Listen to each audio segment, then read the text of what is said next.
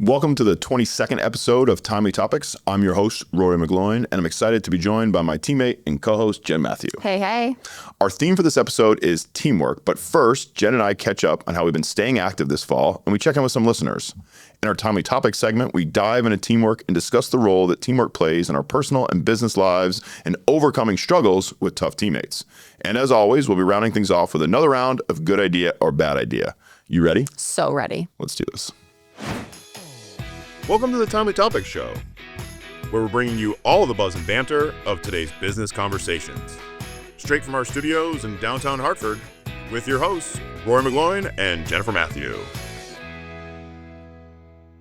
All right, Jen, we're back for another episode of Timely Topics, but since we last seen you, you celebrated a birthday. Sure did. Happy birthday. Hey, thanks. How was it? It was phenomenal. Did you do anything special or fun? As always. So people give me a hard time about this actually. So I take my birthday off every year, try to at least, right? So I take a day for myself and I try to do something where I can spend time either with myself or sometimes if my sister's available, my sister and I will go do something. Okay. It's like really good sister time. So this year I took myself out to Winvian Farm out in like Litchfield County. I don't know if you've ever heard of it, but this is an amazing farm with like these beautiful cottages with all different themes that you can rent, but they have an awesome spa. So I did the day spa and just hung out there. I did it by myself. It was so relaxing. Put all of my devices on Do Not Disturb and just like disconnected. It was incredible. Isn't it wild that like your birthday present to yourself, aside from the spa day, was just simply not being on your phone? Like that's how dependent on devices we can be. It is pretty nice though when you can find that disconnect. It's really, really good.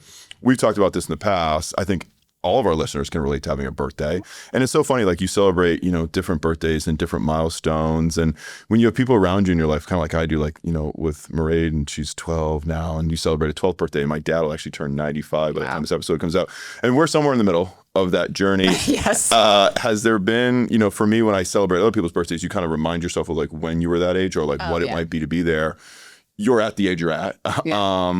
Have you had an inflection point? You're somebody who loves to reflect. So thoughts and feelings from Jen about celebrating another year around the sun? So my birthday's in September, and September I think is always this like point of transition, at least in New England, right? We can physically see the transition happen with leaves, the weather, people go back to school. There's just like a lot of change happening. And I think some people slow down a little bit during this time. If they're really, really active in the summer, they use the fall to cozy up, cuddle up, right? Like get ready for winter. Some people use it as like they get busier in the fall because there's like more activity or more things to do.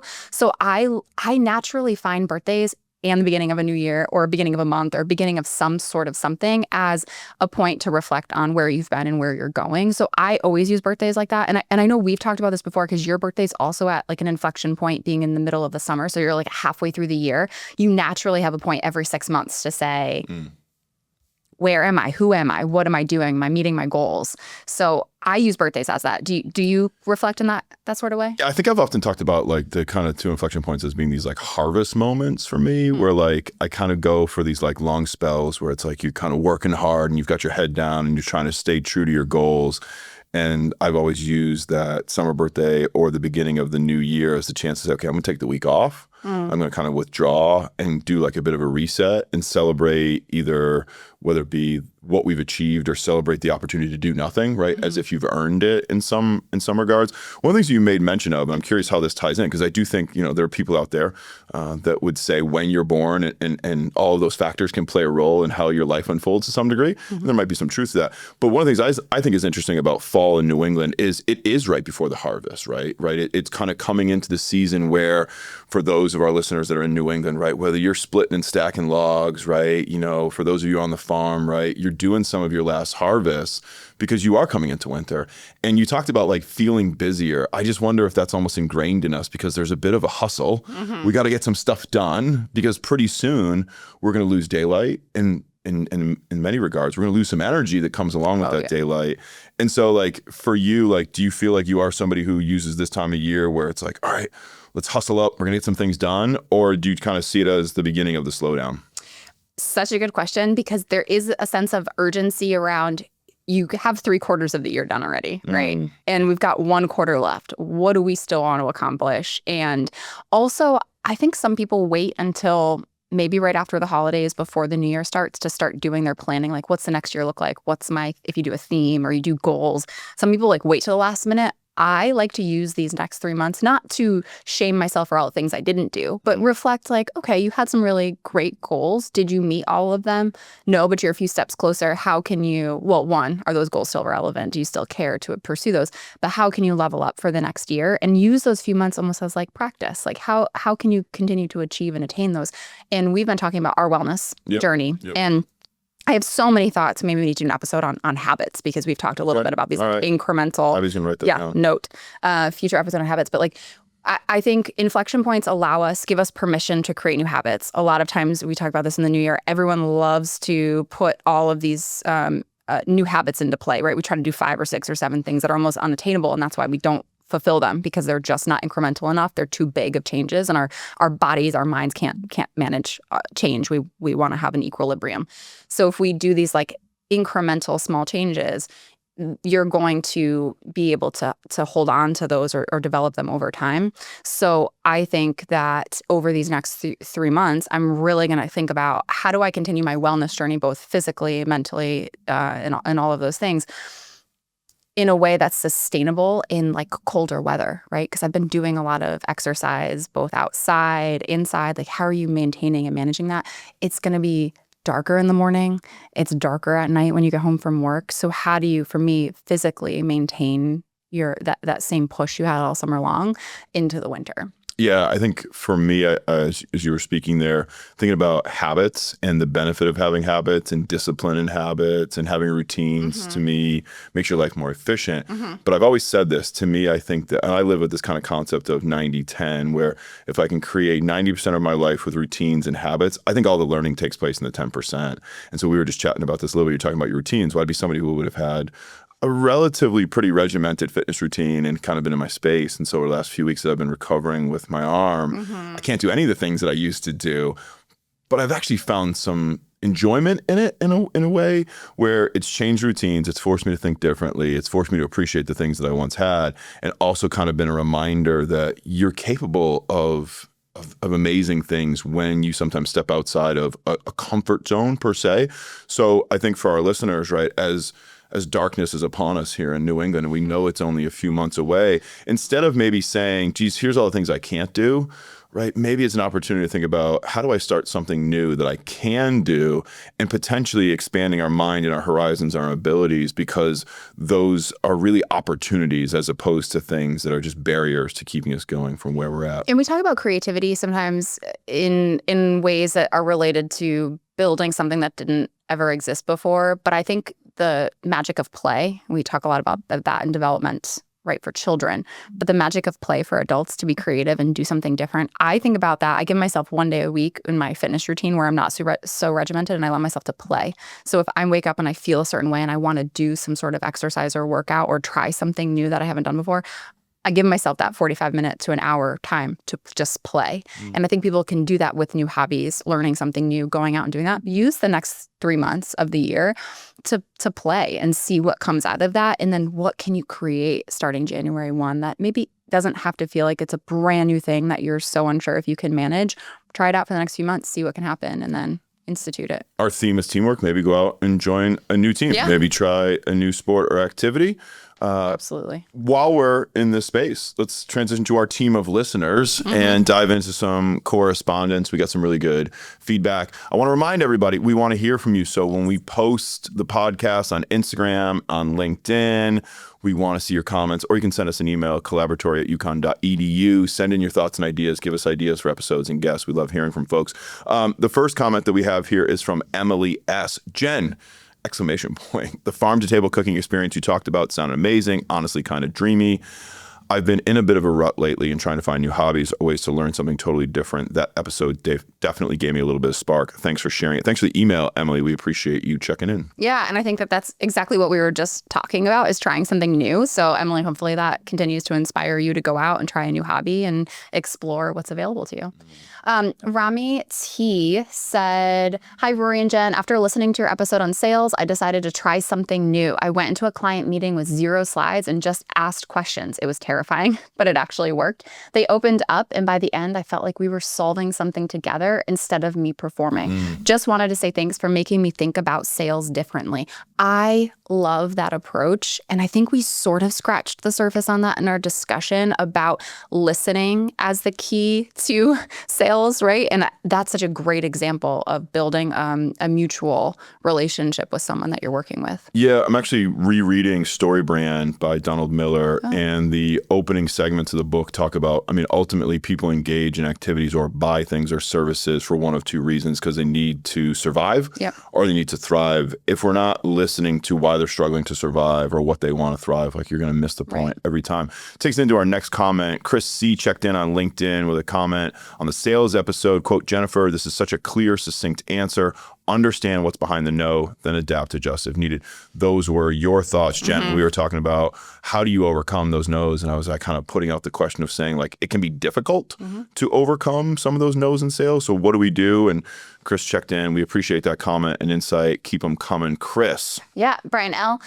I used to always feel uncomfortable selling myself. It felt like I was boasting, but since being in the workforce for a few years, I realized that being proud of your achievements and wanting to talk about them isn't a bad thing. Thank you for the last few episodes. They've been great. Thank you so much, Brian. And I think there's a note in there too about our networking episode where we really talked about going out and sharing what it is that you want from other people and how you can help them. And that, that ties into sales big time. Yeah, I love that. And finally, Dan W., quote, I'm in the B2B industrial sales, not exactly glamorous, but we sell parts that keep entire supply chains running. Keep up the good work. The issue I'm running into is that buyers are super technical and they shut down the moment they feel like I'm selling. Any advice for navigating highly technical conversations without sounding like a marketer? Thanks for keeping the podcast sharp and real. Thanks, Dan. Great question. So something for us to think a little bit about here, Jen, for a moment. Dan's issue is that people don't want to be sold to, I think, in a lot of regards. But I also go back to what I just said about surviving and thriving. So my first piece of advice for Dan is to think about, is what you have to offer something that is going to buy them back their time? Yep. Is it going to help them scale? Is it going to help them thrive towards their missions? And I don't think we have to be ashamed of offering people things that are going to make their lives better or in some ways easier. The problem tends to be, as I think we talked about this, is that selling can make folks defensive, right? And I think you have to figure out, Dan, why are they defensive towards either you or what it is that you're putting out? Like, what are they afraid of? Is it cost or time or investment? Do they have another relationship maybe with somebody who's doing similar services? I think understanding where the defensiveness comes from and simply asking them, that would be my approach. Yeah. And you can also, we said this in the last episode, listening, right, is so key to understanding and figuring out why someone doesn't like your approach. It could just really be the way that you come in and have the conversation where it feels like it's one-sided. So it could be a way that you change your approach to the conversation. But it also really could be that dynamic with that other person. And sometimes it's not you, it's them and the way that they receive information. So I would say the advice is, listen, build a relationship. I love the concept of customer discovery. We talk about it in all of our programs. Understand what they need, and what Rami's feedback was awesome. It felt like we were building something together, is what was said, right? So how can you go in there and say, I potentially have something you need. I hope it solves something that you need solved. How can we work together to bridge that gap where it's not sales? We're just helping each other. Yeah, I think we should do an entire episode on customer discovery going down the road here. And one of the things that I would add on that topic, Jen, because I think it's so poignant. I was having a conversation with somebody yesterday, and we were talking about customer discovery. It should be a never-ending pursuit. And one of the things that I would like to bring into the conversation here just real quickly is this idea that when we get into interpersonal exchanges, right, we're going to provide different self-disclosure to different people. I like to remind folks that in the process of communication, you have the opportunity to swap out the sender. I think we forget that, right? So like if my goal is to provide a service or a product to a group of people, and my job is to figure out what they want and need, they may not disclose the same things to me as they might to you. And that means that my responsibility at times is to say, who's the right person to go in and ask the questions and to do the listening? Because I may get one side of the story and you might get the other side of the story. So I want to remind us that sometimes having the right person asking questions might produce different answers and the answers that you're looking for. And I think in these cases, right, and the advice that we're offering here today is, don't be afraid to have different people go in in and listen on your behalf because you might get a different story. It's great. Speaking of stories, we want to hear from you. As I mentioned, we'd love for you to check in with us. Drop us a comment, send us a link, send us an idea for a future episode. You can check us out on all of our social media channels, Instagram, also on YouTube at ccei, or again, send us an email directly, collaboratory@uconn.edu. Guess what just happened? No way, you're kidding me. Hey, did you hear about... Are you sure about that? I can't believe they... Really? It's time for Timely Topics. In this episode's Timely Topics, we're focusing on one of the most vital elements of any thriving organization, teamwork. Effective communication and collaboration are the backbone of high-performing teams, empowering members to innovate and achieve common goals. Whether you're a team leader or a team member, understanding how to foster teamwork can transform your business and your life.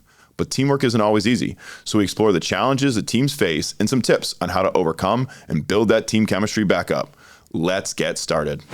All right, Jen, so we're talking about teamwork, and I'm going to start off from the place that resonates the most with me, whether it's in life or in business. You can't do anything by yourself. If you want to be successful, you've got to have a great team around you. So as I say that, to kick things off, what does that mean to you when you think about having a great team around you and you think about effective teamwork? Like, what comes to mind? Teamwork makes the dream work, right? As they say.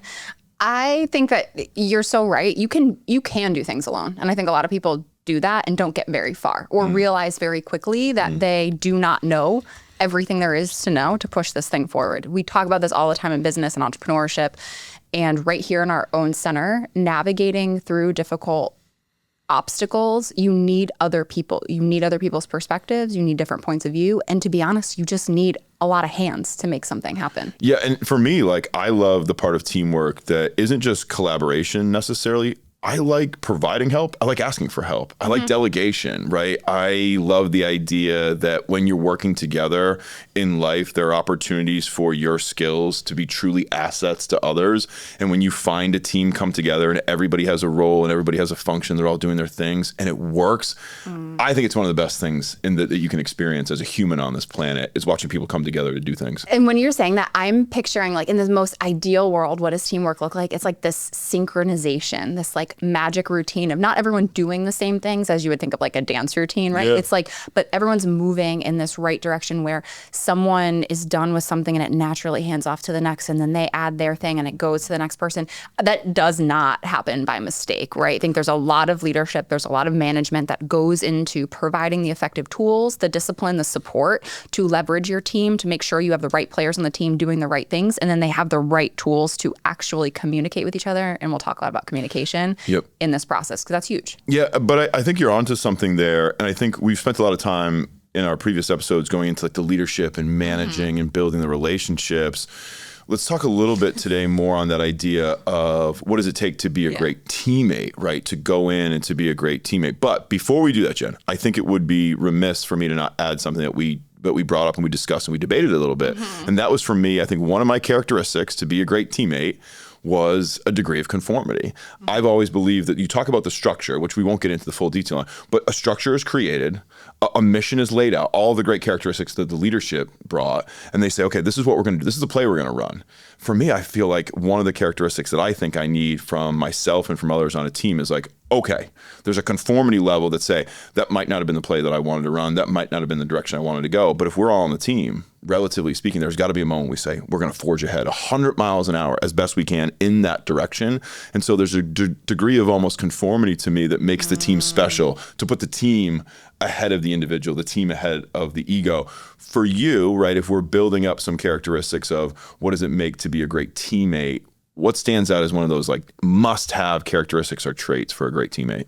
Can I pause you for a second? Because I'm over here laughing because when we were talking about this topic, you stopped me like 5 times and were like, Jen, we're not talking about teams from the leadership perspective. Like, put that hat aside and really focus in on being an individual contributor. And it reminded me that I don't know that I've had a lot of moments where I've just served an individual contributor role. And I'm starting to think about the roles that I've served as a leader on teams and the way I've connected the players together and how important it is for those certain shared skill sets. For me, being a really great teammate is the need of having strong communication to be able to effectively communicate not only what your area of expertise or like what your expectations are for the project, how you're going to execute on it, and sharing with that other person if you're expecting something in return or you're handing off a project, you need to be able to effectively tie those pieces together so that you don't leave someone in the dark. Like, they're sitting there wondering if you are doing the thing. And I mean, I can just keep going on in this, but I think communication is absolutely key to be a critical teammate. So let's discuss this for a second. So the question then becomes, is it the responsibility of leadership to create the norms and expectations by which communication will take place for this great teamwork to occur?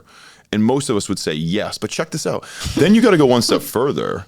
And I also think that each individual relationship in the team must also go through and set some norms and expectations for each of the teammates, because you can have a great team structure. It doesn't mean that you're going to have great teamwork, right? You can put all the policies and procedures and norms and expectations in place, but yet each of those teammates, right, once we add another member, you've created another dyad, you've created another relationship. And that's, to me, where I keep coming back to the conformity piece, where it's like, how much do we celebrate the individual differences? Because that's what makes the team great. And that's how we all are really, really good at our jobs. But then how do we sacrifice that to then contribute to the team? And on top of that, how do we manage all those individual relationships? And my question is, like, is that the responsibility of the leader or the structure? And at what point do teammates become responsible for going up to their teammates and setting those norms and expectations so that they can work together effectively? Again, putting on like my leadership hat and having this conversation with our team of how do they want to know that a message was received? How do they want to know that the ball is now in their court, so to speak?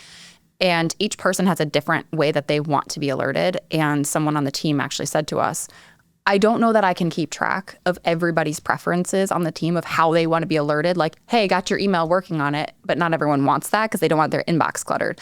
So I think from a leadership perspective, yes, you do need to set the standards for standard operating procedures. You need to provide project management support. You need to provide the framework, but then you need to give the teams, those micro teams, the autonomy to work together to say, in this room, here in our Collaboratory studio, here is how we are going to communicate with each other to make sure that stuff that needs to happen immediately in this moment, we can communicate effectively and make sure it actually happens.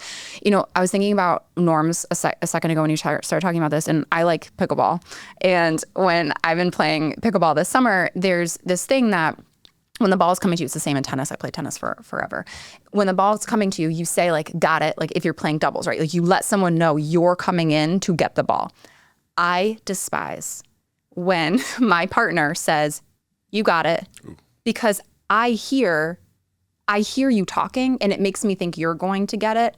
Don't tell me I need to get it, because I need to communicate that I'm going to get it. And I know there's different norms and different players, but that's an example of someone wanting a certain thing from their teammate, their in that sort of way. So like we don't literally drop the ball. That's something that like a dynamic right there where you have to figure out like who's going to call the shots and who's going to let the other person know that they've got it or not. And those are things that need to be figured out, I think.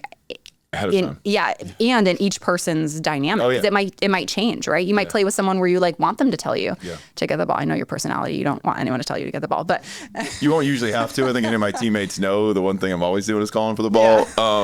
But I think there's a lot to unpack there, and I want to go back to this space and kind of thinking about being a teammate and what you can learn from being a teammate and how that can apply to leadership, and then how being a leader can also help you be a teammate. And so I had an interesting experience myself this summer where I went back into my football season just as a teammate, and I just played as a teammate. And for years I had been managing or leading, and it was a lot of fun. I really enjoyed it because it changed my perspective. I got to show up and I was just kind of focused on myself, focused on what I had to do. I wasn't worried about everybody else's relationships or what the training schedule was going to be or how we were going to line out for the team. It was just show up and do your best job. Well, what I learned from that, and this is something that if you're listening right now, and maybe you relate a little bit to Jen's last comment saying, geez, if I was looking back, I'm in a lot of leadership roles. Like I lead these things, and I'm sure a lot of our listeners are in this space. when was the last time you stepped back and said, I'm just going to show up as a teammate for a few weeks, for a few months? And I did this, and it was really profound. And so what I wanted to share was when I came back into another management position, right? I talk about the ladies team that we manage, and we had a great season there. I took a different perspective. I was kind of, in my mind, empathizing with what it was like for each of them as teammates with one another, and things that I usually may have been frustrated by or would wanted more structure and control over. I thought about it, well, but if I was a teammate right now, I need to let that go. And all of a sudden, my management style changed.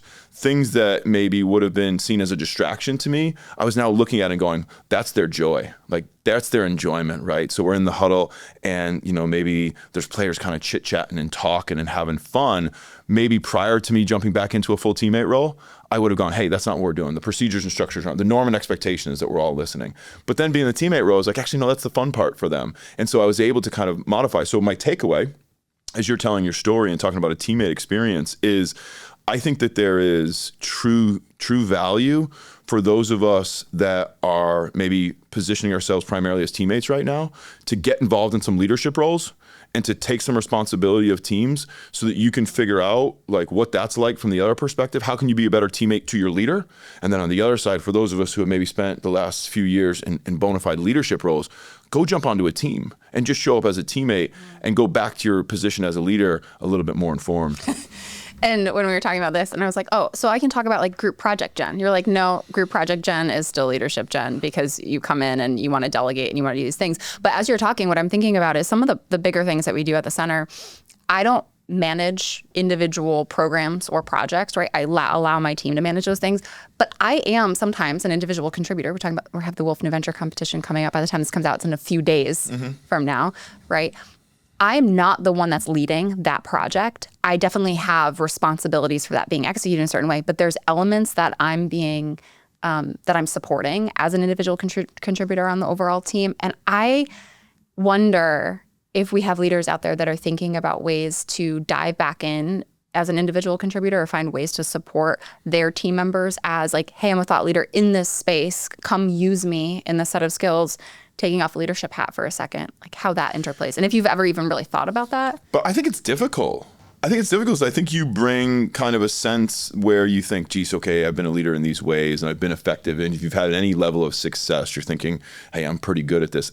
To really let go of it and to truly dive into the team, I think that that's a special trait. Yeah. And I think it's something that anybody that's resonating with this right now, I would almost like challenge them to say like, try it, like really immerse yourself and say, no, I'm not going to bring the leadership. I'm going to wait. I'm going to give space. I'm going to wait to be asked. I'm going to take on a true teammate role. And I think by doing that, it changes your experience. One of the things that I wanted to mention was I think that when you're a teammate, right, and you're listening to leaders, it's easy to, I think, say, I would have done it differently. I would have done it like this. That's not the play I would have called. I wouldn't have gone in that direction. I thought we should have done more marketing. I thought we should have done less in this area, whatever it may be. But one of the things that's really interesting is that when you're a leader, a lot of times you're drawn to the people on your team who are also leaders.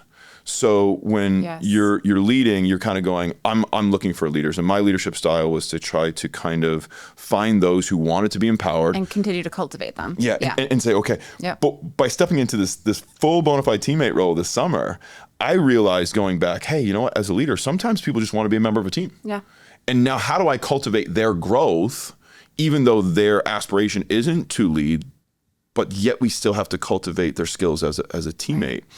Patrick Lencioni talks about the dysfunction of a team, and I want to go into this for a minute, because if you're on a team, it's not always hunky-dory. Like there are times where you have conflict, and the conflict can come from a variety of places. I'm going to list these, and then I'm going to kind of ask you, Jen, like which ones do you think you have some of the best solutions for, right? So Lencioni talks about an absence of trust, a situation where people are not open, maybe there's a lack of vulnerability. You have a fear of conflict. Those are actually, that's mine, but we'll get to my answer in a second.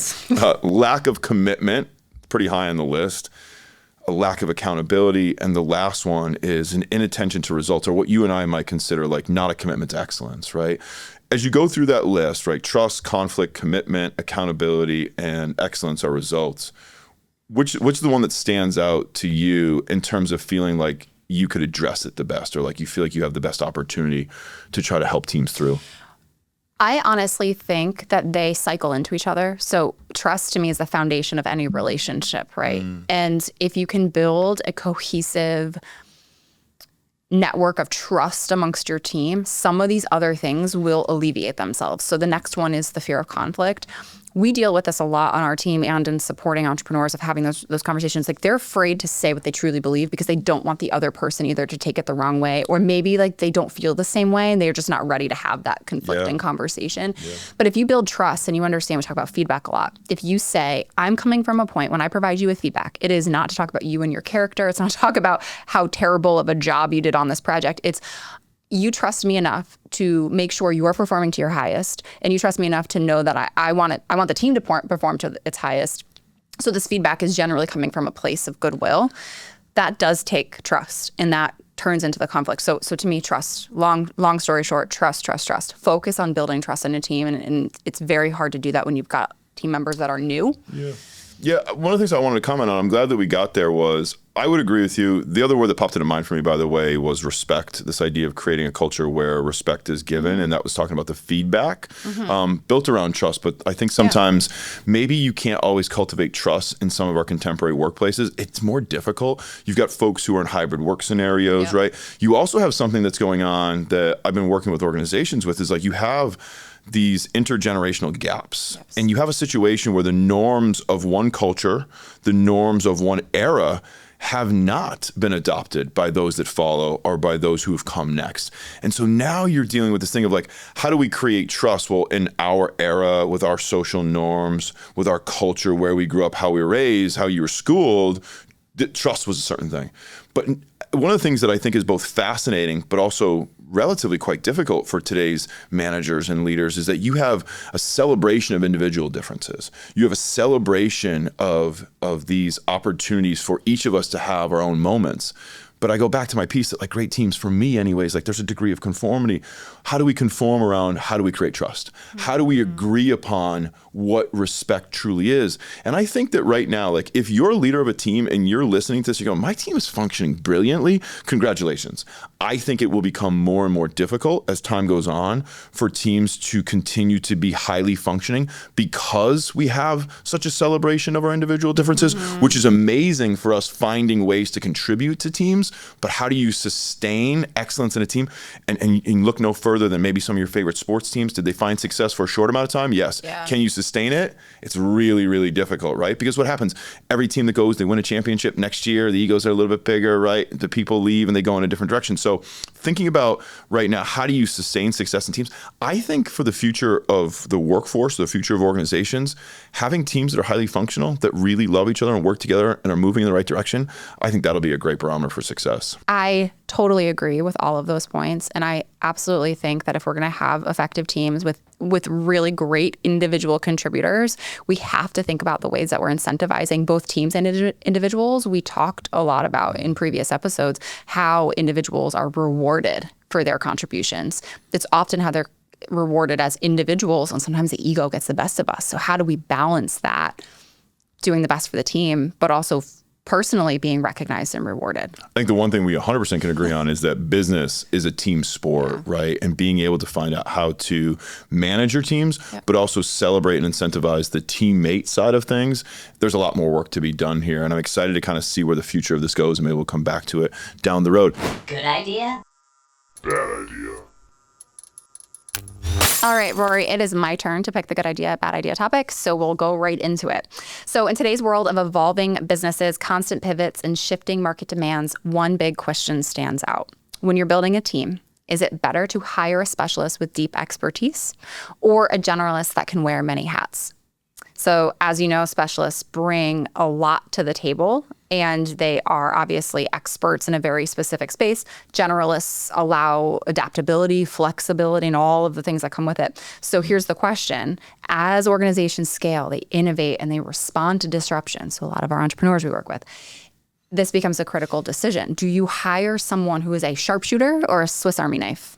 I think the answer is actually pretty easy for me on this one. I think about teams that I've built on fields. I think about teams that I've built in offices and in organizations. I personally would rather bring on the Swiss Army knife the generalists. And my rationale for that is a couple of things. One, I tend to be drawn towards people who can do multiple things because in today's world, I think that businesses need to be nimble. You have to be able to adjust and adapt. You may start as one thing, your purpose may stay the same, but the tactic or strategy which with you execute is going to evolve. And for me, I've always been drawn to having people in my life, people on my teams that can play a few positions, right? Like I want to be able to mix and match because as the strategy changes, taking somebody out of the forwards and putting them in the backs, if you will, taking somebody out of one department and bringing them to another, to me, that's a luxury. The other thing that I'm going to say to rationalize my answer is that we now have essentially no barriers to accessing talent, right? We are not geographically limited in so many businesses today